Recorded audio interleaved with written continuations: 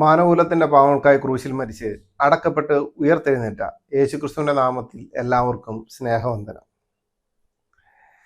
നിച്ചോ ട്രൂത്തിന്റെ പുതിയ നായകനായ അൻവർ അബൂബക്കർ വീഡിയോസൊക്കെ ആയിട്ട് ഇറങ്ങിയതിൽ വളരെ സന്തോഷം. 2 വീഡിയോസ് എന്തൊക്കെയാണെങ്കിലും ഞാൻ മറുപടി തന്നു. ഇതിപ്പോൾ അതിൻ്റെ 3ാമത്തെ ഭാഗമാണ്. ഞാൻ ഇത് വിടാൻ ഉദ്ദേശിച്ചിട്ടില്ല, വേറെ ഒന്നും കൊണ്ടല്ല. കേരളക്കര മുഴുവനും നടന്ന് ബൈബിള് ദൈവികമല്ല, ബൈബിളിനകത്തുള്ള വചനങ്ങൾ ഒരിക്കലും ദൈവികമായിട്ട് നമുക്ക് ഹൃദയത്തിൽ സംഗ്രഹിക്കാൻ പറ്റത്തില്ല എന്നൊക്കെ പറഞ്ഞുകൊണ്ട് കേരളക്കര മുഴുവനും അലയടിച്ച് നടന്ന MM അക്ബറിൻ്റെ പുതിയ നായക നടനായ അൻവർ അബൂബക്കറിന് അല്ലെങ്കിൽ നിച്ചോ ട്രൂത്തിന് ആ ബൈബിളിലേക്ക് തന്നെ തിരിയേണ്ടി വന്നു. മുഹമ്മദ് ഒരു പ്രവാചകനാണോ കള്ളപ്രവാചകനാണോ എന്ന് തെളിയിക്കാൻ. എന്തെക്കാളും കുഴിച്ച കുഴിയിൽ തന്നെ വീണു എന്ന് പറയുന്ന അവസ്ഥയിൽ തന്നെ മുഹമ്മദ് എന്തെക്കാളും കള്ളപ്രവാചകനാണെന്ന് 2 എപ്പിസോഡ് കൊണ്ട് തെളിയിച്ചു. എന്നിട്ടും ഈ അരിശമൂത്ത് പിറക്കിയുറ്റ് ഓടി നടന്നു, കല്ലെടുത്ത് കുളത്തിലെറിഞ്ഞു എന്ന് പറഞ്ഞുകൊണ്ട് പണ്ട് നമ്മൾ പഠിച്ച കണക്ക് ഇപ്പോഴും ആ അരിശം അങ്ങോട്ട് തീർന്നിട്ടില്ല. കിട്ടിയത് പോരാന്ന് തോന്നുന്നു. തരാൻ പറയാൻ അല്ലെങ്കിൽ നിച്ചോ ട്രൂത്തിൻ്റെ ആൾക്കാരെ അല്ലെങ്കിൽ ലോക മുസ്ലിങ്ങൾക്കുള്ള മറുപടി തരുന്നതുകൊണ്ടൊന്നും ഒരു കുഴപ്പമില്ല. കാരണം നിങ്ങൾക്ക് എത്ര കിട്ടിയാലും നിങ്ങൾക്ക് എങ്ങനെയെങ്കിലും ഈ മുഹമ്മദിനെ ഒന്ന് വെളുപ്പിക്കണമല്ലോ. ഒരിക്കൽ ക്ലബ് ഹൗസ് ചർച്ചയിൽ ഭഗവത്ഗീതയിൽ അള്ളാഹുവും മുഹമ്മദും ഉണ്ടെന്നും പറഞ്ഞുകൊണ്ട് ഒരാൾ വന്നിട്ട് ഒരു രീതിയിൽ യോജിക്കാതെ വന്നപ്പോഴത്തേനും പുള്ളി പറഞ്ഞു, ഞങ്ങളെ ഇങ്ങനെ പഠിപ്പിച്ചിരിക്കുന്നതെന്ന് പറഞ്ഞു. അത് നിങ്ങൾക്ക് എൻ്റെ യൂട്യൂബ് ചാനലിൽ തന്നെ കിടപ്പുണ്ടത്. അതാണ് വാട്സപ്പ് യൂണിവേഴ്സിറ്റി കൊണ്ടൊക്കെ ഉള്ള ഒരു ഗുണമെന്ന് പറയുന്നതാണ്. അപ്പം അൻവറെ അല്ല നിച്ചോ ട്രൂത്തിൻ്റെ ആൾക്കാരെ അല്ലെങ്കിൽ മുസ്ലിങ്ങളെ നിങ്ങളോട് ചോദിക്കുകയാണ്, നാണമില്ലേ? നാണമെന്ന് പറയുന്നൊരു സാധനം നിങ്ങളുടെ ഈ തള്ളവിരൽ മുതൽ കാലിൻ്റെ തള്ളവിരൽ മുതൽ തലമുടി നാര് വരെ ഇല്ല എന്നുള്ള കാര്യം അറിയാം. എങ്കിലും ഞാൻ ചോദിച്ചതാണ്.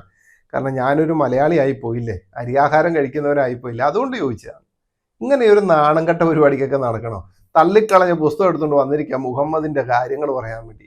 പക്ഷെ അൻവർ ഇതുകൊണ്ടൊന്നും നിർത്തുകയല്ല. നിങ്ങളൊരു കാര്യം മനസ്സിലാക്കുക, അൻവർ ഈ പരിപാടി നിർത്തുകയല്ല. അൻവർ അബൂബക്കറിന് വേണ്ടി കട്ടം വലിച്ചു കൊടുക്കുന്ന നിച്ചോ ട്രൂത്തുകാർ, സ്റ്റേജ് ഒരുക്കി കൊടുക്കുന്ന നിച്ചോ ട്രൂത്തുകാർ ഇത് നിർത്തുകയല്ല. കാരണം അവർക്ക് മുഹമ്മദിനെ എന്തെക്കാളും മുഹമ്മദ് കാരണം ഇത്രത്തോളം പണി കിട്ടി. അപ്പൊ ഇനി മുഹമ്മദിനെ ഏതെങ്കിലും രീതിയിൽ എവിടെയെങ്കിലും 10 പേരോട് അറിയിച്ചേ ഇവർക്ക് പറ്റത്തുള്ളൂ.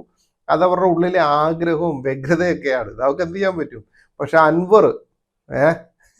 അൻവർ പറയാനുള്ളത് അൻവർ പറഞ്ഞിട്ടേ പോകത്തുള്ളൂ. അൻവറെ എന്നാൽ നമുക്ക് തുടങ്ങാം. എന്തു പറയുന്നു? പിന്നെ ഒരു കാര്യം കേട്ടോ അൻവറെ, ഈ മുഹമ്മദ് ഒരു കള്ളപ്രവാചകനാണോ, പൗലോസ് ഒരു അപ്പോസ്തോലനാണോ, അല്ലെങ്കിൽ മുഹമ്മദിന്റെ പ്രവാചകത്വം പൗലോസിന്റെ അപ്പോസ്തോൽ, ഇത് വെച്ചുകൊണ്ട് ഒരു ഡിബേറ്റിനെങ്ങാണ് അൻവറിന് താല്പര്യമുണ്ടെങ്കിൽ പറഞ്ഞാൽ മതി കേട്ടോ. 2 വിഷയം എടുക്കുവേ.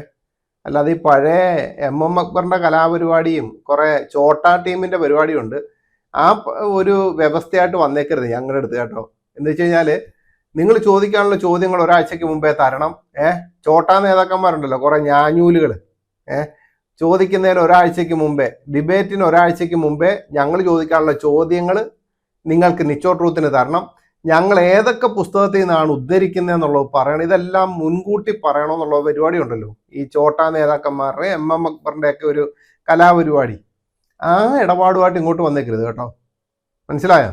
ക്രിസ്ത്യാനികളുടെ അടുത്ത് വരുമ്പോഴത്തേനും നിങ്ങളുടെ അത്തരം പരിപാടിയും ബാക്കിയുള്ളവരുടെ അടുത്ത് ഡിബേറ്റിൽ വരുമ്പോഴത്തേനും ഒരു കുഴപ്പമില്ല. ആ പരിപാടിയായിട്ടൊന്നും ഇങ്ങോട്ട് വന്നേക്കരുത്. കാരണം ഞാനൊക്കെ സ്കൂളിൽ പോയ സമയത്ത്, അല്ലെങ്കിൽ ഞങ്ങളെപ്പോലുള്ളൊരു സ്കൂളിൽ പോയ സമയത്ത് ഈ പരീക്ഷയ്ക്ക് ചെന്ന് അവിടെ ചെല്ലുമ്പോഴാണ് ഞങ്ങൾക്ക് ക്വസ്റ്റ്യൻ പേപ്പർ കിട്ടിക്കൊണ്ടിരുന്നത്.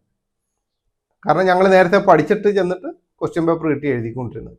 അല്ലാതെ ഈ ക്വസ്റ്റ്യൻ പേപ്പർ പരീക്ഷയ്ക്ക് ഒരാഴ്ചക്ക് മുമ്പേ വീട്ടിൽ ക്വസ്റ്റ്യൻ പേപ്പർ കൊണ്ടുപോയി തരുന്ന പിൻവാതിൽ പരിപാടി ഒന്നും ഞങ്ങൾക്ക് അറിയത്തില്ല. അതുകൊണ്ട് അങ്ങനെ ഡിബേറ്റിന് മുഹമ്മദിന്റെ പ്രവാചകത്വം പൗലോസിന്റെ അപ്പോസ്തോല് ഡിബേറ്റിന് താല്പര്യമുണ്ടെങ്കിൽ പറയണം കേട്ടോ. ഞങ്ങൾ റെഡിയാണ്.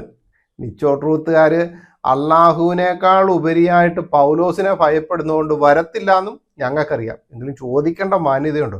പക്ഷെ ഇതുകൊണ്ടൊന്നും തീർന്നില്ല. അൻവറിന് എന്തോ പറയാനുണ്ട്, ആ പറയാൻ കേൾക്കട്ടെ. ഇനി കള്ളപ്രവാചകനെ തിരിച്ചറിയാനുള്ള മറ്റൊരു വഴിയാണ്.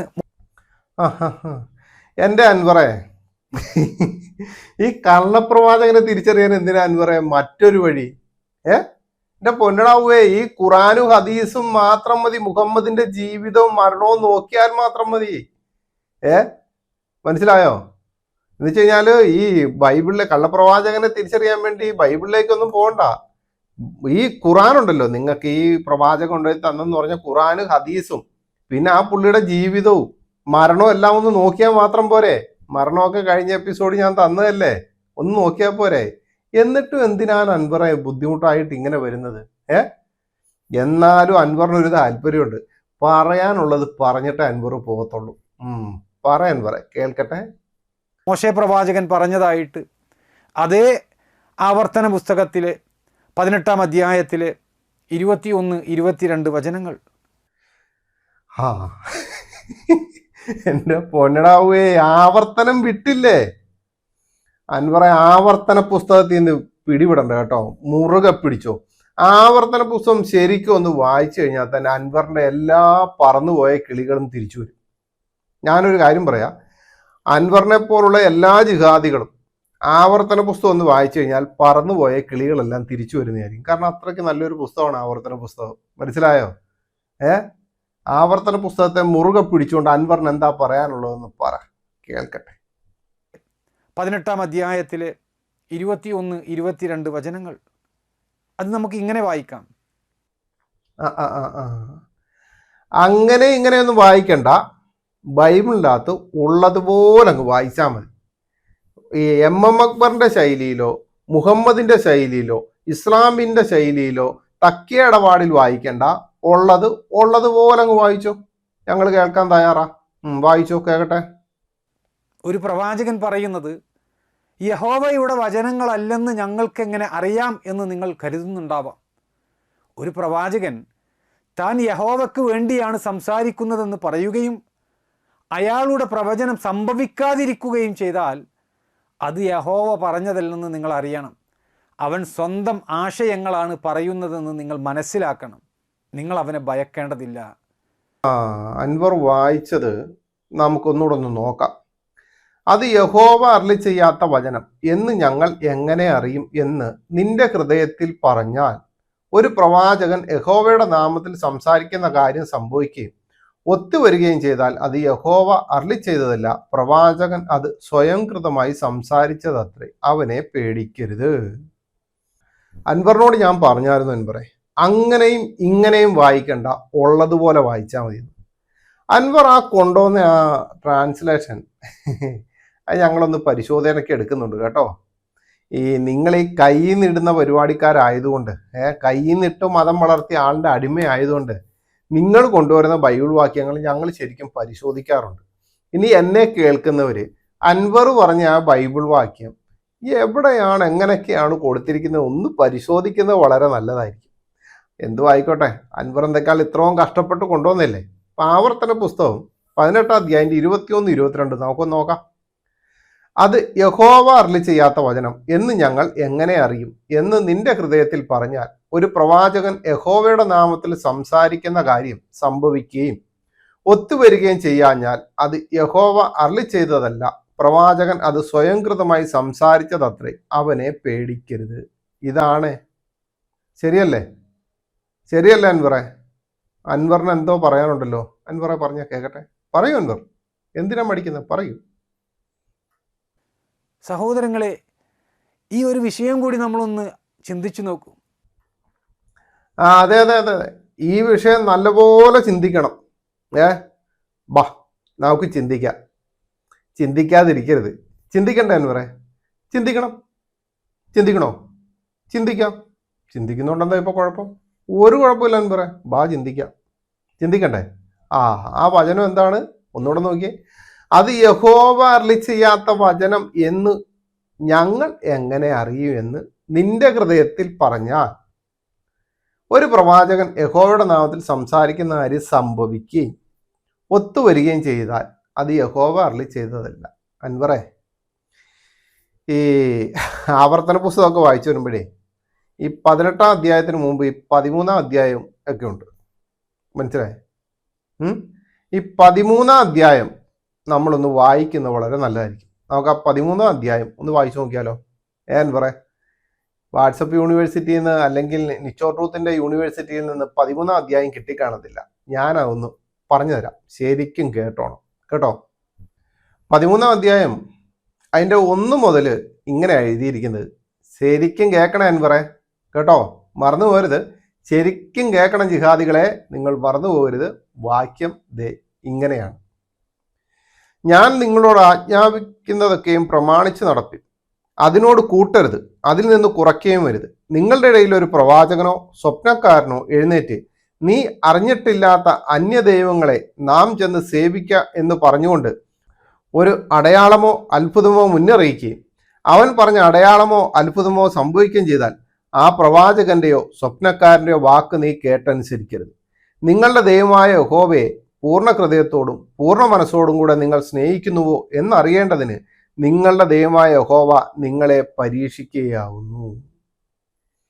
അൻവറേ ശ്രദ്ധിച്ചു കേട്ടോ, 13-ാം അധ്യായത്തിൻ്റെ അകത്തെ ഇതേപോലുള്ള കാര്യങ്ങളും പറഞ്ഞുകൊണ്ട് അന്യദൈവത്തെ ആരാധിക്കാൻ വേണ്ടി നിങ്ങളുടെ ഇടയിൽ നിന്ന് തന്നെ ഒരുത്തൻ എഴുന്നേറ്റ് വന്നാൽ പോലും അവനെ അനുസരിച്ച്, കാരണം ദൈവമക്കളുടെ ഹൃദയത്തിൽ സത്യദൈവത്തിനോടുള്ള ഇത് മാറിപ്പോയെന്നറിയാൻ ദൈവം ഒന്ന് പരീക്ഷിക്കുമ്പോൾ അവിടെ അത്ഭുതം നടന്നു, ഇവിടെ അത്ഭുതം നടന്ന് ചന്ദ്രനെ 2ആയിട്ട് പിളർത്തി പിന്നെ ഒട്ടിച്ചു എന്നൊക്കെ പറയുകൊണ്ട് അത്ഭുതം ചെയ്തുകൊണ്ട് അന്യ ദൈവങ്ങളുടെ നാമത്തിൽ വന്നു കഴിഞ്ഞാൽ നീ ഇത് വിട്ട് അതിലേക്ക് ചന്ദ്രനെ പിളർത്തിയവന്റെ പിന്നാലെ അല്ലെങ്കിൽ മറ്റുള്ള അത്ഭുതങ്ങളുടെ പിന്നാലെ പോകുന്നുണ്ടോ എന്നറിയാൻ സത്യദൈവം സത്യവിശ്വാസികളുടെ ഇടയിൽ ഒരു പരീക്ഷണം നടത്തും. ആ പരീക്ഷണത്തിൽ വിജയിക്കുന്ന ആരാണെന്നറിയാവോ? എന്ത് അത്ഭുതം കണ്ടെന്ന് പറഞ്ഞാലും അന്യദൈവത്തിന്റെ നാമത്തിൽ അത്ഭുതങ്ങളുടെ അടയാളങ്ങൾ ഇവിടെ പലത് നടന്നെന്ന് പറഞ്ഞാലും അത് കണ്ടു കേട്ട് വിശ്വസിക്കാൻ പോകാതെ സത്യദൈവത്തിൽ നിന്ന് അവന്റെ ഹൃദയത്തിൽ എന്ത് അനുഭവമാകുന്നോ അതനുസരിച്ച് ജീവിക്കുന്നവനായിരിക്കും സത്യവിശ്വാസി. കാര്യം മനസ്സിലായെന്ന് പറയാം. അപ്പോൾ ഈ 18-ാം അധ്യായം 21, 22 വന്നപ്പോഴത്തേനും ഈ 13 ഒന്ന് നോക്കുന്നത് നല്ലതായിരുന്നു. വളരെ ശ്രദ്ധയോടെ ആയിരിക്കണ്ടേ? അപ്പൊ പിന്നെ അൻവറിന് ഇത് കേട്ടപ്പോൾ മനസ്സിലായെന്നുണ്ടെങ്കിൽ അൻവറിന് വേറെ എന്തോ ഒരു കാര്യം മോശയെ പറ്റി പറയാനുണ്ട്. പറയൂ അൻവർ, കേൾക്കട്ടെ. മോശെ പ്രവാചകന്റെ ഈ ഒരു ഉപദേശം എത്ര ലളിതമാണ്. മോശയുടെ ഈ ഉപദേശം വളരെ ലളിതമാണ്. വളരെ ലളിതം എന്ന് വെച്ച് കഴിഞ്ഞാൽ വളരെ ലളിതമാണ്. എങ്ങനെയാണെന്നറിയാവോ? വളരെ ലളിതമാണ്. കാരണം വൃഷ്ണവീക്കമുള്ള, ഞങ്ങളുടെയൊക്കെ കുട്ടനാട്ട് ഭാഷയിൽ പറഞ്ഞ കിണ്ടിവീക്കമുള്ള ഒരു മോശനെ വിശുദ്ധ വേദപുസ്തകത്തിൻ്റെ അകത്തില്ല. നിങ്ങളുടെ പുസ്തകത്തിലുണ്ട്. മോശയ്ക്ക് വൃഷ്ണവീക്കം ഉണ്ടായിരുന്നെന്ന് മനസ്സിലായോ? അതുകൊണ്ട് വൃഷ്ണവീക്കമുള്ള മോശയെ പറ്റി ഞങ്ങൾക്കറിയല. അത് വൃഷ്ണവീക്കമുള്ള മൂസയാണ്. മോശയ്ക്ക് അങ്ങനെ വൃഷ്ണവീക്കമൊന്നും ഉണ്ടായിട്ടില്ല. ഇസ്രായേലിയരായിട്ടുള്ള ആൾക്കാർ വസ്ത്രമില്ലാതെ കുളിച്ചുകൊണ്ടിരുന്നു. മൂസ അങ്ങനെ കുളിക്കാനുണ്ടായ കാരണം എന്താണ്? ആ മൂസയ്ക്ക് വൃഷ്ണവീക്കം ഉണ്ടായിരുന്നു. അവസാനം കല്ല് മൂസയുടെ തുണി എടുത്തുകൊണ്ട് ഓടിയപ്പോൾ കല്ലേ എൻ്റെ തുണി എന്നുകൊണ്ട് പുള്ളി പുറകിനോടി. അങ്ങനെ ജനങ്ങൾ മുഴുവനും കണ്ടു എന്ത്? മൂസയ്ക്ക് തുണി ഇല്ലാതെ ഓടിയപ്പോൾ മൂസയ്ക്ക് കിണ്ടിവീക്കം അല്ലെങ്കിൽ വൃഷ്ണവീക്കം ഇല്ലാന്ന് കണ്ടുപിടിച്ചു. അങ്ങനെ തെളിയിച്ച വൃഷ്ണവീക്കം ഇല്ലാന്ന് മറ്റുള്ളവരുടെ മുമ്പിൽ തെളിയിച്ച ഒരു ദൈവത്തെ ഞങ്ങൾക്ക് അറിയത്തില്ല. വൃഷ്ണവീക്കം ഇല്ലാന്ന് തെളിയിക്കാൻ വേണ്ടി തുണി ഇല്ലാതെ തുണി എടുത്തുകൊണ്ട് കല്ലുമായിട്ട് ഓടിയ ഒരാളെയും ഞങ്ങൾക്കറിയില്ല. പക്ഷേ നിങ്ങൾക്കതൊക്കെ മറച്ചു വെച്ചുകൊണ്ട് നിങ്ങൾ വന്ന് സംസാരിക്കുന്നതിൻ്റെ കാര്യം എന്താ അറിയോ? അതൊക്കെ ഒരു വല്ലാത്ത നിങ്ങൾക്ക് തന്നെ നാണക്കേടാണ്. അതുകൊണ്ടാണ്. ശരിയല്ലേ? അപ്പൊ ഇനി മോശ എന്ത് ചെയ്തു? എന്താണ് അൻവറേ പറഞ്ഞത്? ഒന്നുകൂടെ ഒന്ന് പറഞ്ഞ്. ഒരു പ്രവാചകൻ പ്രവചിക്കുകയും ആ പ്രവാചകൻ പറഞ്ഞ കാര്യങ്ങൾ അത് പുലരാതിരിക്കുകയും ചെയ്താൽ അയാൾ കള്ളപ്രവാചകനാണ് എന്ന്, പ്രവചനങ്ങൾ പുലരുന്നുണ്ട് എങ്കിൽ അയാൾ സത്യപ്രവാചനാണ് എന്ന് നമുക്ക് മനസ്സിലാക്കാൻ സാധിക്കും. വളരെ ലളിതമായിട്ടുള്ള ഒരു കാര്യമാണ് ഇവിടെ മോശെ പ്രവാചകൻ പഠിപ്പിക്കുന്നത്. ശരിയാണ്. ലളിതമായി തന്നെ മുഹമ്മദ് ഒരു കള്ളപ്രവാചകനാണെന്ന് ആര് തെളിയിച്ചു? ആവർത്തന പുസ്തകത്തിലൂടെ അബൂബക്കർ എന്ന് വെച്ച് കഴിഞ്ഞാൽ അൻവർ അബൂബക്കർ തെളിയിച്ചു എന്നല്ല, മോശ പറഞ്ഞതും പ്രകാരം കൊണ്ടുവന്നപ്പോൾ തന്നെ അത് തെളിവായി തീർന്നു. ശരിയല്ല അൻവറെ? എൻ്റെ പൊന്നടാവേ, ഏത് സമയത്ത് എന്തു തോന്നി അൻവറെ ഇങ്ങനെയൊക്കെ ഒരു വീഡിയോ ചെയ്യാൻ? ഇനി വേറൊരു കാര്യമുണ്ട് കേട്ടോ. ഞാൻ ഇത്രയും സംസാരിച്ചുകൊണ്ട് വേറൊരു കാര്യം. എന്നാൽ ഈ പ്രവാചകൻ എങ്ങനെ ആയിരിക്കണം എന്നുകൂടി പരിശോധിക്കണ്ടേ? വേണ്ടേ? വേണം. ബാജിഹാദികൾ നമുക്ക് പരിശോധിക്കാം. എന്താണ് പ്രവാചകത്വം ഒന്നും നോക്കണ്ടേ? കേട്ടോളൂ.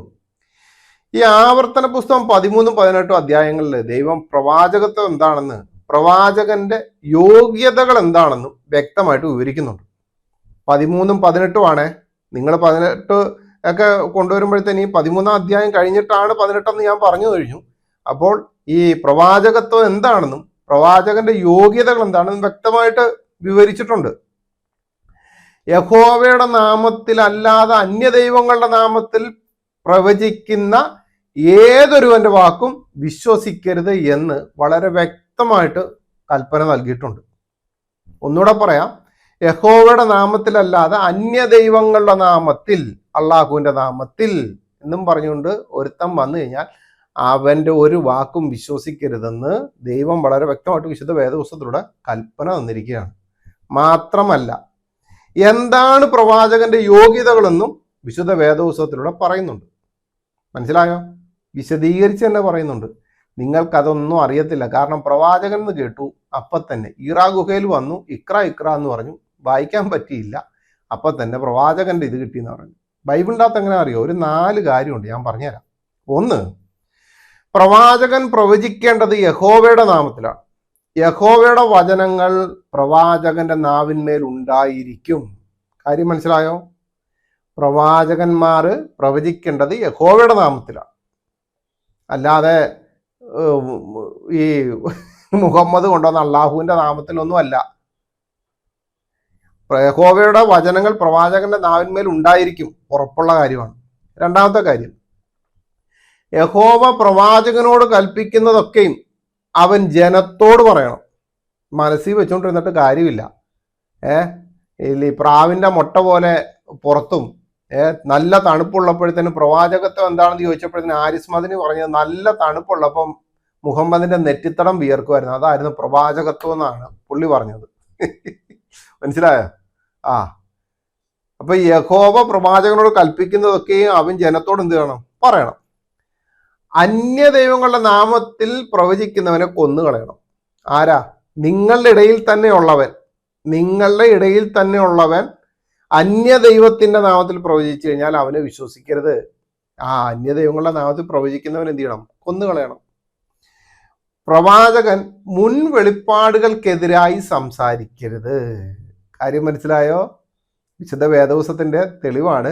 പ്രവാചകൻ മുൻ വെളിപ്പാടുകൾക്കെതിരായിട്ട് സംസാരിക്കരുത്.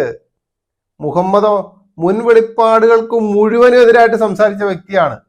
വിശുദ്ധ വേദപുസ്തകത്തിനെ അടിസ്ഥാനപ്പെടുത്തിയാണ് മുഹമ്മദ് വന്നിരുന്നെങ്കിൽ, അല്ലെങ്കിൽ ന്യായപ്രമാണത്തെ അടിസ്ഥാനപ്പെടുത്തിയാണ് വന്നതെന്നുണ്ടെങ്കിൽ മുഹമ്മദ് എന്ത് ചെയ്യണം? ന്യായപ്രമാണത്തെ സ്ഥിരീകരിച്ചുകൊണ്ട് സംസാരിക്കണം. മുഹമ്മദോ ന്യായപ്രമാണത്തിന് വിപരീതമായിട്ട് പൗലോസ് പറഞ്ഞിരിക്കുന്ന 15 ജഡത്തിന്റെ പ്രവർത്തികളെ എങ്ങനെയാണോ ജീവിതത്തിൽ അനുകരിക്കാം അല്ലെങ്കിൽ കാണിച്ചു തരാൻ പറ്റിയത്, 15 ജഡത്തിന്റെ പ്രവർത്തികളെ മുഹമ്മദ് കറക്റ്റായിട്ട് കാണിച്ചിട്ടുണ്ട്.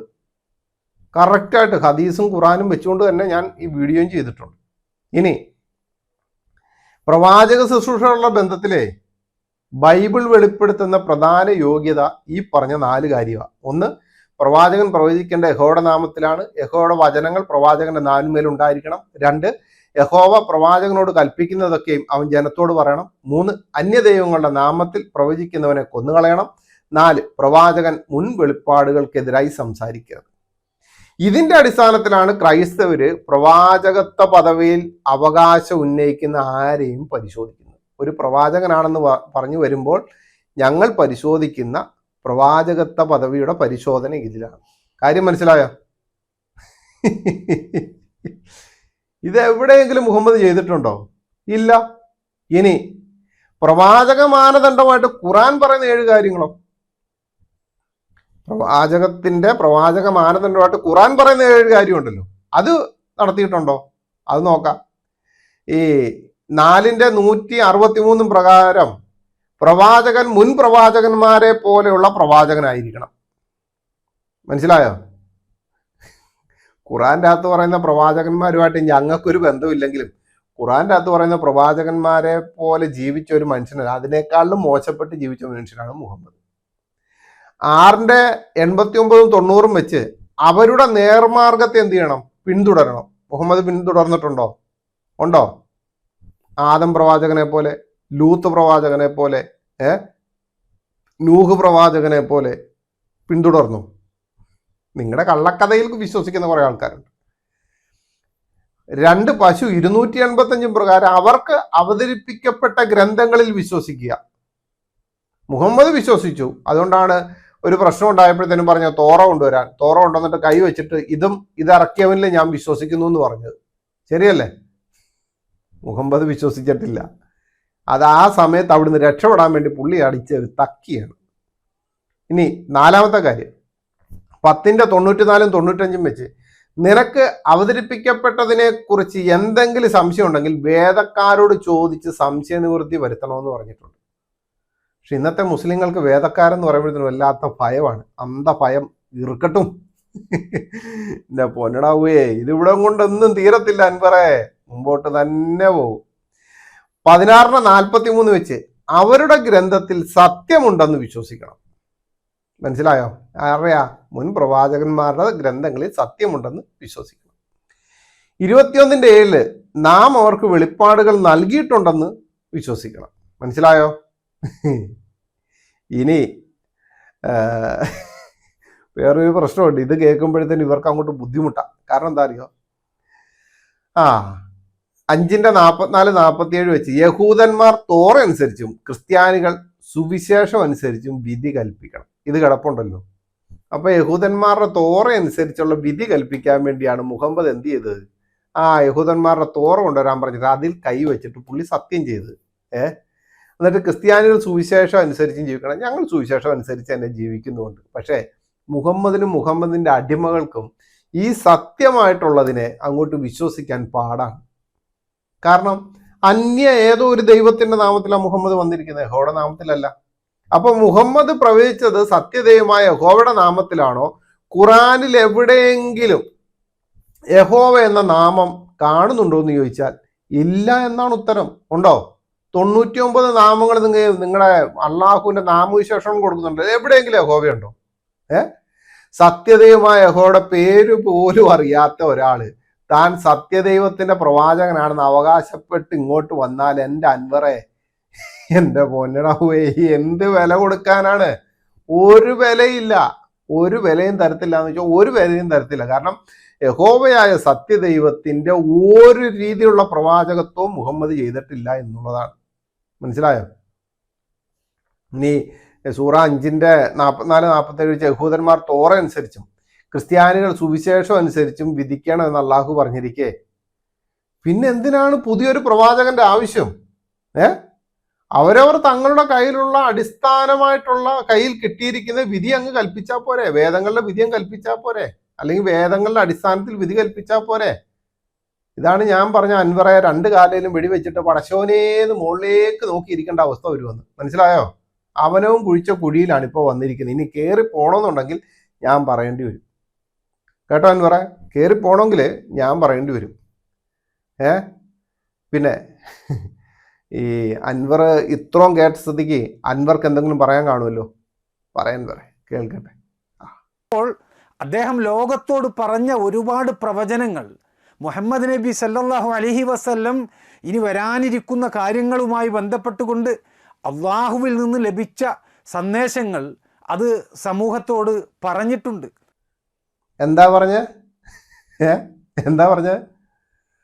അള്ളാഹുവിൽ നിന്ന് എന്നല്ലേ അൻവറ ഇതുവരെ? ശരിയല്ലേ? ഇതുവരെ യഹോവ യഹോവ എന്ന് പറഞ്ഞിട്ട് ദേ അള്ളാഹു ആയോ? അൻവറേ, ഇത് ഈ എത്ര പ്രശ്നമുണ്ടെന്ന് പറഞ്ഞു കഴിഞ്ഞാലും നല്ല ഇടിവെട്ടുമ്പോൾ എൻ്റെ ദൈവമേന്ന് വിളിച്ചു പോകുന്നത് പറഞ്ഞ കണക്കാണ്. മനസ്സിലായോ? ഇത്രയും നേരം യഹോവയുടെ വാക്യങ്ങൾ, യഹോവയുടെ 18ാം അധ്യായം, യഹോവ പറഞ്ഞു, സത്യം പറഞ്ഞു എന്നൊക്കെ പറഞ്ഞുകൊണ്ടിരുന്ന ആള് ഇപ്പതേ അള്ളാഹു എന്നുള്ള വാക്കുമായിട്ട് വന്നിരിക്കുക. നാണമില്ലേ നിങ്ങൾക്ക്? നാണമില്ലേ? യഹോവയായ ദൈവത്തിന്റെ ഒരു പ്രവാചകൻ വന്നാൽ അത് സത്യവിശ്വാസികൾക്കറിയാം. കള്ളപ്രവാചകൻ വന്നു കഴിഞ്ഞാൽ സത്യവിശ്വാസികൾക്കറിയാം. അപ്പൊ ഈ കള്ളപ്രവാചകനായിട്ടുള്ള മുഹമ്മദിനെ ഒന്ന് സെറ്റാക്കി എടുക്കാൻ വേണ്ടി യഹോവ എന്നുള്ള നാമത്തെ പിടിച്ചുകൊണ്ടിരുന്ന ആളിന്റെ ഉള്ളിൽ നിന്ന് അറിയാതെ അള്ളാഹു ഇത് പുറത്തേക്ക് വന്നുപോയി. സുഹൃത്തുക്കളെ, പുറത്തേക്ക് വന്നുപോയി. എന്ത് ചെയ്യാൻ പറ്റും? ഇനി ആ സമൂഹത്തോട് ആ വിഷയങ്ങൾ പറയുമ്പോൾ ആ കാര്യങ്ങൾ കള്ളപ്രവാചകനെ തിരിച്ചറിയാനുള്ള മോശെ പ്രവാചകൻ നൽകിയ ഉപദേശങ്ങൾ ഒരു മാനദണ്ഡമായിട്ട് നമ്മൾ സ്വീകരിച്ചാൽ എന്താണ് നമുക്ക് അതിലൂടെ ബോധ്യപ്പെടുക എന്നുള്ളത് പ്രധാനപ്പെട്ട ഒരു വിഷയമല്ലേ? പിന്നെ ആ സമുദായം എന്ന് പറയുന്നത് ഖുറേഷികൾക്ക് വേണ്ടിയല്ലേ? ഖുറാനിലെ ആയത്തിന്റെ അകത്ത് തന്നെ ഇങ്ങനെ പറയുന്നുണ്ടല്ലോ, അപ്രകാരം നിനക്ക് നാം അറബി ഭാഷയിലുള്ള ഖുറാൻ ബോധനം നൽകിയിരിക്കുന്നു. ഉമ്മുൽ ഖുറ, മക്കയിലുള്ളവർക്കും അതിനു ചുറ്റുമുള്ളവർക്കും നീ താക്കീത് നൽകുവാൻ വേണ്ടിയും സംശയരഹിതമായ സമ്മേളന ദിവസത്തെപ്പറ്റി നീ താക്കീത് നൽകാൻ വേണ്ടിയും അന്ന് ഒരു വിഭാഗക്കാർ സ്വർഗത്തിലായിരിക്കും, മറ്റൊരു വിഭാഗക്കാർ കത്തിജ്വലിക്കുന്ന നരകത്തിൽ. എൻ്റെ അൻവറെ, എന്നെ കേട്ട മുസ്ലിമേ, അറബി ഭാഷയിലുള്ള ഖുറാൻ ബോധനം ഇറക്കിയിരിക്കുന്നവർക്കാ, ആ മക്കയിലുള്ളവർക്ക് അതിന് ചുറ്റുമുള്ളവർക്കാ. മനസ്സിലായോ? കാരണം അള്ളാഹുവിന് ഈ അറബി അല്ലാതെ വേറൊരു ഭാഷ അറിയത്തില്ല. കാരണം എന്താ? മുഹമ്മദിന് അറബി അറിയത്തുള്ളൂ. അതുകൊണ്ട് തന്നെ ഇത് കേൾക്കുമ്പോഴത്തേന് ഇത് വീഡിയോ കേട്ട് കഴിയുമ്പോൾ കുറെ കാക്കമാർ ഇനിയും വന്നിട്ട് മേത്തന്മാർ വന്നിട്ട് അവിടെ കിടന്ന് പറയും സംസാരിക്കുന്ന ആളിന് ശകലം ഇത് കുറവാണ്, സ്റ്റാൻഡേർഡ്. എനിക്ക് സ്റ്റാൻഡേർഡ് കുറവാണ്. ഞാൻ ഏറ്റവും സ്റ്റാൻഡേർഡ് കുറവുള്ള മനുഷ്യനാണ്. പക്ഷെ നിങ്ങളുടെ MM അക്ബറിനും അൻസാരി ആലപ്പുഴയ്ക്കും ഒക്കെ നല്ല സ്റ്റാൻഡേർഡാണ്. പരിഹാസത്തിന്റെ അങ്ങേ അറ്റത്തിൽ നിന്നുകൊണ്ട് സംസാരിക്കുന്നവരാ ഈ അൻസാരി സുഗരി എന്ന് പറയുന്ന ആൾ. പരിഹാസത്തിന്റെയാണ്. അല്ലെങ്കിൽ പുള്ളിയുടെ വീഡിയോ നോക്കിയാൽ നിങ്ങൾക്ക് കാണാൻ പറ്റും. ഞാൻ കുറച്ച് മറുപടി കൊടുത്തിട്ട് പുള്ളിയെ ടാഗ് ചെയ്തിട്ട് പുള്ളി കണ്ടമ്പഴി ഓടിയല്ല, തിരിച്ചും മറുപടി തരത്തില്ല. കാരണം പുള്ളിക്ക് മറുപടി ഒന്നിനുമില്ല. ആരെ വേണമെങ്കിലും ആക്ഷേപിച്ചുകൊണ്ട് സംസാരിക്കും. നല്ല കാര്യം അത്. അപ്പൊ ഇനി ഈ മക്കയ്ക്കും പരിസര പ്രദേശത്തും ഉള്ളവർക്ക് വേണ്ടി മാത്രം ഇരിക്കുന്ന ഖുറാനും വെച്ചുകൊണ്ട് ലോകത്തിന് മുഴുവനും ഇറക്കിയെന്നും പറഞ്ഞുകൊണ്ട് നടക്കുന്ന കള്ളത്തരമൊക്കെ നിർത്ത്. അതാണ് നല്ലത്. ഈ വന്ന കാലഘട്ടത്തിൽ ഇതൊന്നും നടക്കുന്ന കാര്യമല്ല. പിന്നെന്താ അൻവറെ പറയാനുള്ളത്? മക്കയ്ക്കും പരിസര പ്രദേശത്തുള്ളവർക്കും ഇറക്കിയതല്ല. ആരപ്പം എന്താണ് പറയാൻ? അൻവറിന് എന്താ പറയാനുള്ളത്? പറയൂ, കേൾക്കട്ടെ, പറയൂ. മുഹമ്മദ് നബി സല്ലല്ലാഹു അലൈഹി വസല്ലമയുടെ ആഗമനത്തെക്കുറിച്ച് എത്രയെത്ര സുവാർത്തകൾ ബൈബിളിൽ നിറഞ്ഞു കിടക്കുന്നത് നമുക്ക് കാണാൻ സാധിക്കും. അതെ, കള്ളപ്രവാചകൻ വരുമെന്നുള്ള വാർത്ത ബൈബിളിൽ നിറഞ്ഞു നിൽക്കുകയാണ് അൻവറെ. ശരി, അൻവർ പറഞ്ഞ് ശരിയാണ്. കള്ളപ്രവാചകൻ വരുമെന്നുള്ളത്. കാരണം യേശുക്രിസ്തുവിനെ വിശ്വസിക്കാത്ത, അല്ലെങ്കിൽ അത്തരം ആൾക്കാരെ വഴിതെറ്റിച്ചുകൊണ്ട് പോകുന്ന കള്ളത്തരം പറഞ്ഞുകൊണ്ട് ബൈബിളിൻ്റെ അകത്ത് പറയുന്നു പിശാച് തന്ത്രശാലിയാണ്, ഖുറാൻ്റെ അകത്ത് പറയുന്നു അള്ളാഹു തന്ത്രം പ്രയോഗിക്കുന്നവരിൽ മെച്ചപ്പെട്ടവനാന്ന് പറഞ്ഞിരിക്കുന്ന അത്തരം കുടലതന്ത്രവുമായിട്ട് വരുന്നവർ എന്ത് ചെയ്യും? അൻവറിനെ പോലുള്ളവർ പറഞ്ഞ് ശരിയാണ്, കറക്റ്റാണ്, എൻ്റെ അകത്ത് പറഞ്ഞിട്ടുണ്ട്. ഇനി എന്താണ് അൻവറിന് പറയാനുള്ളത്? ഒരു പക്ഷേ നിങ്ങൾക്ക് ആ പ്രവാചകനെ പരിചയമില്ലാത്തത് കൊണ്ടായിരിക്കാം അത് തിരിച്ചറിയാൻ കഴിയാതെ പോയത്. പരിചയം ഉണ്ടോന്നോ? നല്ല പരിചയമാണ്. കൊച്ചു കുട്ടികൾ മുതൽ വലിയവർക്ക് വരെ ഈ മുഹമ്മദ് എന്ന പ്രവാചകനെ ശരിക്കും അറിയാൻ പറ്റും. മനസ്സിലായോ? ബൈബിളിന് വിപരീതമായിട്ട് ജീവിച്ച ഒരു വ്യക്തിയാണ് ആര്? മുഹമ്മദ് എന്നുള്ളത് ഞങ്ങൾക്കും അറിയാം. ഇപ്പൊ കൊച്ചു പിള്ളേർക്കും എല്ലാവർക്കും അറിയാം, ശരിക്കും അറിയാം. മനസ്സിലായോ? ബൈബിളിലൂടെ അത് വായിക്കുമ്പോൾ ആ പ്രവാചകനെ കുറിച്ച് മറ്റുള്ള ആളുകൾ സത്യസന്ധമല്ലാത്ത, ചരിത്രവിരുദ്ധമായിട്ടുള്ള, അദ്ദേഹത്തെ ആക്ഷേപിക്കുന്ന തരത്തിലുള്ള ഒരുപാട് കള്ള വാർത്തകൾ നിങ്ങളിലേക്ക് ഇട്ട് തന്നിട്ടുണ്ടാകാം. അതൊക്കെ നിങ്ങളുടെ മനസ്സിൽ കുടികൊള്ളുന്നത് കൊണ്ടാകാം ഈ രൂപത്തിൽ ആ പ്രവാചകനെ കുറിച്ച് ബൈബിളിലൂടെ കടന്നു പോകുമ്പോൾ ഒരുപക്ഷെ നിങ്ങൾക്ക് മനസ്സിലാകാതെ പോയത്. അപ്പോൾ വേറെ ആരും ഒന്നുമല്ല, മറ്റുള്ളവർ ഇട്ടു തന്നു എന്ന് പറഞ്ഞെന്നൊക്കെ പറയുന്നത് നിങ്ങൾ തടിയപ്പാതെ. ആരും ഇട്ടല്ല. അത് ആരൊക്കെയാന്ന് ഞാൻ പറഞ്ഞുതരാം. ആരാ? അബൂ ഹുറൈറ പറഞ്ഞിട്ടില്ലേ? അതിനാണ് ബുഖാരി, മുസ്ലിമിൻ്റെ അകത്തും ബുഖാരിയിലും അന്നായിസ, ഇബ്നു മാജ, ഇവിടെയൊക്കെ നോക്കിക്കഴിഞ്ഞാൽ ഏറ്റവും കൂടുതൽ നിങ്ങൾക്ക് ഏറ്റവും നല്ല രീതിയിൽ ശരിക്കും നിങ്ങൾ എടുത്തിട്ട് വറുത്തു കോരിയ ആളാണ് പ്രധാനമായിട്ടും ആയിഷ. മുഹമ്മദിനെ ഇതുപോലെ ട്രോളി വറുത്തു കോരിയ ഒരാൾ വേറെയില്ല. രണ്ടാമത്തെ ആൾ അബൂ ഹുറൈറ, അനസ് എന്ന് വേണ്ട നിങ്ങളുടെ സഹാബികളും മുഹമ്മദിന്റെ ഭാര്യയായിട്ടുള്ളവരെല്ലാവരും, ഉമറും ഒക്കെ എടുത്തിട്ട് ട്രോളിയിട്ടുള്ളതിന് പോലെ ആരും ട്രോളിയിട്ടില്ല. അല്ലാതെ മറ്റുള്ള മതത്തിൽപ്പെട്ടവരൊന്നുമില്ല, നിങ്ങളുടെ ആൾക്കാർ തന്നെ. ഈ ബുഖാരിയും മുസ്ലിമും അന്നായിസ, ഇബ്നു മാജ, തിരുമതി ഇവരൊക്കെ ഇത് എഴുതാതിരിക്കുമായിരുന്നെങ്കിൽ ഈ വല്ല പ്രശ്നം ഉണ്ടായിരുന്നോ? അത് മുഹമ്മദ് മരിച്ച് 240 പരം വർഷത്തിന് ശേഷം വന്നിട്ട് ഈ സംഭവം എഴുതി വെച്ചവനെ നിങ്ങൾ പിടിച്ച് ആരാധിച്ചുകൊണ്ട് നടക്കുകയാണ്. ശരിയല്ലേ? അതിപ്പോൾ ആരാണിത് കൊണ്ടുപോയി തന്നത്? ഞങ്ങളാണോ? ഞങ്ങളല്ല, നിങ്ങൾ തന്നെയാണ്. മനസ്സിലായോ? ഇത്രയും പറഞ്ഞപ്പോഴത്തേന് അൻവറിന് വേറെ എന്തോ പറയാനുണ്ട്. പറയാൻ കേൾക്കട്ടെ. അതിലേക്കുള്ള ഒരു പഠനം ഇത് കേൾക്കുന്ന എൻ്റെ സഹോദരങ്ങൾക്ക് സത്യസന്ധമായിട്ട് ഈ വിഷയങ്ങളെ ഒന്ന് പഠിക്കാനുള്ള ഒരു അവസരമാകട്ടെ എന്ന് പ്രാർത്ഥിച്ചുകൊണ്ട് സത്യമായി ഗ്രഹിക്കാൻ സർവശക്തൻ നമ്മെ അനുഗ്രഹിക്കട്ടെ എന്ന് പ്രാർത്ഥിച്ചുകൊണ്ട് ഞാൻ നിർത്തുന്നു. നിർത്തണ്ട അൻവറെ, അൻവറെ, എന്തിനാ നിർത്തണ്ടത്? നിർത്തുവാണോ? എന്നാ നിർത്തിക്കോ. നമുക്കിനി അടുത്ത എപ്പിസോഡിൽ കാണാം. അതുകൊണ്ട് എന്നെ കേട്ട പ്രിയ സുഹൃത്തുക്കളെ, സമ്പൂജ്യരായ കലാസ്നേഹികളെ, സത്യമായി പറഞ്ഞ കള്ളപ്രവാചകനെ ഒന്ന് തുറന്നു കാണിക്കാനായി കടന്നു വന്ന നിച്ചോ ട്രൂത്ത് എന്ന തക്കിയ ട്രൂപ്പിനും അതിലെ പുതിയ നായക നടനായ അൻവറിനും എൻ്റെ പേരിലും ഞങ്ങളുടെ ടീമിൻ്റെ പേരിലും നന്ദി രേഖപ്പെടുത്തുന്നു. ഇവിടം കൊണ്ട് ഞാൻ നിർത്തുന്നില്ല. കാരണം അവർക്ക് നന്ദി പറഞ്ഞു വിടണമല്ലോ. കാരണം ഇത്രയും നല്ല തക്കിയ ട്രൂപ്പ്, MM അക്ബർ ഡയറക്ടറായിരിക്കുന്ന അൻവർ പുതിയ നടനായിട്ടുള്ള ഈ തക്കിയ ട്രൂപ്പിനെ നമ്മൾ ആശംസ അറിയിക്കണ്ടേ? നിങ്ങളൊക്കെ കണ്ടിട്ടില്ലേ നാടകം ഒക്കെ കഴിയുമ്പോഴത്തേനും നന്ദി പറഞ്ഞു വിടുന്നത്? നമ്മൾ നന്ദി പറഞ്ഞു വിടുക. പക്ഷേ ഇവിടെ കൊണ്ട് അൻവർ നിർത്തിയിട്ടില്ല. അൻവർ പിന്നെയും പറഞ്ഞുകൊണ്ടിരിക്കുകയാണ്, ഞാൻ ഇതിന് മറുപടിയായിട്ട് പിന്നെയും ദൈവം നിശ്ചയം വരും. പക്ഷെ വേറൊരു കാര്യമുണ്ട് അൻവർ ഇത്രയും ബൈബിൾ വായിച്ച സമയത്ത് ആ യോഹന്നാന്റെ സുവിശേഷവും എബ്രായ ലേഖനവും കൂടെ ഒരുമിച്ചൊന്ന് വായിച്ചിരുന്നെങ്കിൽ അൻവർ ഇത് എപ്പോഴത്തേക്ക് നിർത്തിയിട്ടുണ്ടല്ലോ, സത്യദൈവത്തിന്റെ പിന്നാലെ സഞ്ചരിക്കും. മനസ്സിലായോ? കാരണം ആ 2 അധ്യായം യോഹന്നാന്റെ സുവിശേഷവും എബ്രായ ലേഖനം കൂടെ ഒരുമിച്ചൊന്ന് വായിച്ചു കഴിഞ്ഞാൽ യേശു ക്രിസ്തു ആരാണെന്ന് ശരിക്കും ബോധ്യമാകും. ആ സത്യദൈവത്തിന്റെ പിന്നാലെ നടക്കുക. കാരണം നിങ്ങളുടെ ഖുറാൻ്റെ അകത്തെ അള്ളാഹു പറഞ്ഞിരിക്കുന്നത് എന്താണ്? പാപം ചെയ്യാത്ത ഒരു സമൂഹത്തെ മാറ്റിയിട്ട് പാപം ചെയ്യുന്നവരെ കൊണ്ടുവരും എന്ന് പറഞ്ഞ അള്ളാഹു ഞങ്ങളുടെ വിശുദ്ധ വേദോസത്തിൽ പറഞ്ഞിരിക്കുന്നത് എന്താ അറിയോ?